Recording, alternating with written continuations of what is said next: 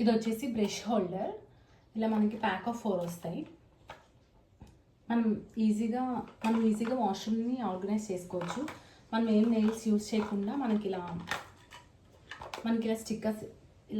Stickers ఇచ్చారు. So ఇవి మనం వాల్కి స్టిక్ చేసేసుకొని పెట్టేసుకుంటే సరిపోతుంది.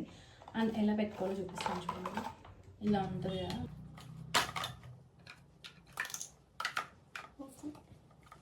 మనం ఇలా ఈజీగా పెట్టేసుకోవచ్చు. మనకి 4 కలర్స్ ఇచ్చారు.